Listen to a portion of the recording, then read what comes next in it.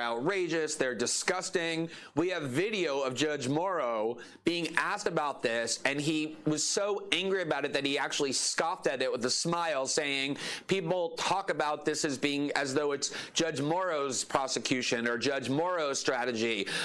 He said, people don't understand. Judges in Brazil have no role in prosecuting people. Our value is one of passivity. We simply listen to both sides, listen to the evidence, and make decisions. What the conversations that we publish show between Judge Morrow and the head of the process and others as a neutral arbiter. So everything that they vehemently denied to the public they were doing, in fact, they were doing for years, as these documents show. And then the third key revelation, as you said, is that the specific case for which they prosecuted Lula, namely the charge that he had received what they call a triplex apartment in order to make it sound very glamorous, when in fact it's kind of run down and shoddy, and Lula had the capability to buy it 100,000 times over if he wanted. But the charge was he received this triplex apartment and renovations to it in exchange for helping this construction company get contracts that they knew themselves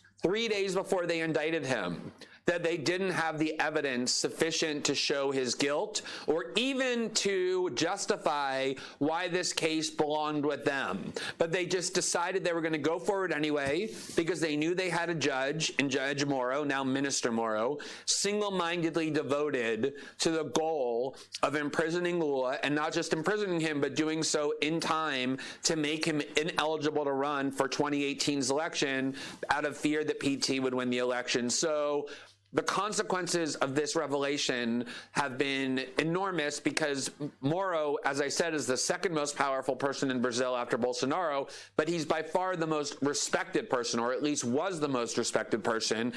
And even his most ardent and loyal defenders, in light of these revelations, have said, there's no way to defend this conduct. One of the biggest right-wing newspapers in Brazil, Estadão São Paulo, that has spent 4 years praising and heralding and cheerleading for Sergio Moro, came out and said he needs to resign and the head of the task force needs to be fired, just based on the first 3 stories that we publish. And that's indicative and reflective of widespread sentiment. And that's why it's shaking Brazil to the core, because Sergio Moro is crucial to the legitimacy of the Bolsonaro government. Glenn, getting him to go join the government was a crucial part. Glenn, I wanted to ask you, because these are obviously very explosive conclusions that you've reached or you're reporting, could you talk a little bit about the archive sources that you have? In other words, I could understand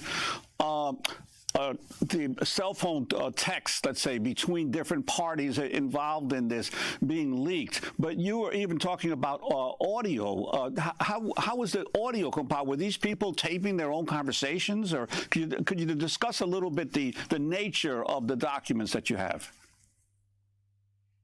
Sure. So when I say audio, generally what I mean is, and we haven't published any of the audios yet, so I'm reluctant to say much about them.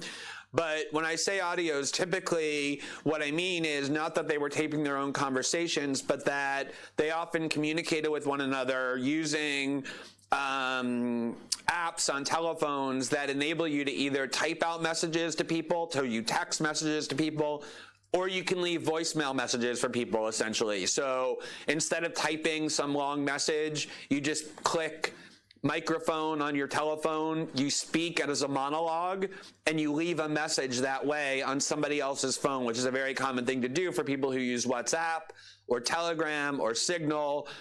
Those are the kinds of audios that I'm talking about. But because oftentimes, especially for complicated matters, you don't want to type huge paragraphs, you just want to speak, much of their communications, although it's not really technically taped, you end up getting a huge part of their conversation because they're speaking to one another in 1, 2, 3 minute monologues back and forth to one another. Those are the kinds of audios we have.